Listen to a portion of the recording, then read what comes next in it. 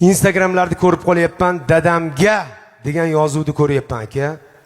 Dadajonimga degan yozuvni ko'ryapman. Mayli. Lekin men boshqa narsaga yoyib qo'yyapman shu narsani. Menga hal qilib beringlar. Dadamga deb biz o'sha dadani tilini qismayapmizmikin Nobodoga? Dada umringizda minmagan mashinani o'g'lingiz badarga qilyapti.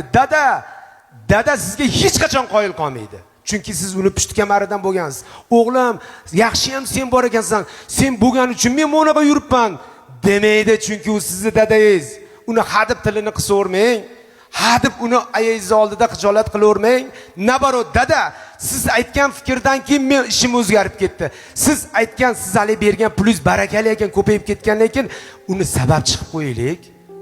Dadani sabab chiqib qo'yaylik. Dada, agar siz bo'lmaganingizda o'sha ish bo'lmasdi deb dadangiz tili uzunroq bo'lib tursin.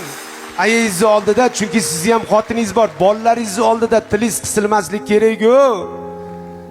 U dada bugun bor, ertaga yo'q, ertaga siz fil olib bersangiz ham qaytib kelmas ekan. Dadamizni hech qachon tili qisilib, gapi bo'linib qolishini xohlamaymiz. Dadamiz gerdayib yursin. Chunki biz dadamizga nima? O'sha mashinangizni olib bergandan keyin kechasi 2 da kelsangiz ham indamasinmi? Eski dadangizni yo'qotib qo'yasiz. Kel o'g'lim uyga degan dadani yo'qotib qo'yasiz. Eski mehribon dadangizni yo'qotib qo'yasiz. Jahldor dadangizni yo'qotib qo'yasiz.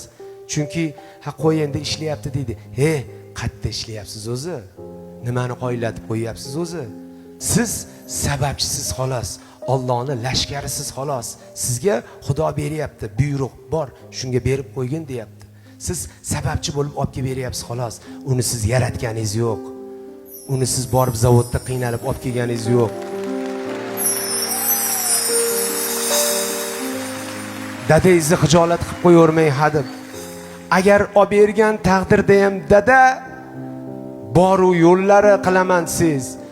Instagramda portlatib dadamga deb butun qaynota qaynonalarning oldida, hammani oldida dadam umrida mashina minmagan odamga dadaga qo'ysangizchi, charchamadingizmi mashqliqdan?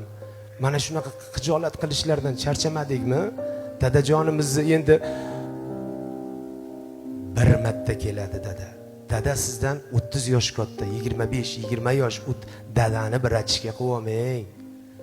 Dadangizni xohlagan ishimni qilsam dadamga bitta mashina olib berib, eski dadangizni yo'qotib qo'yasiz.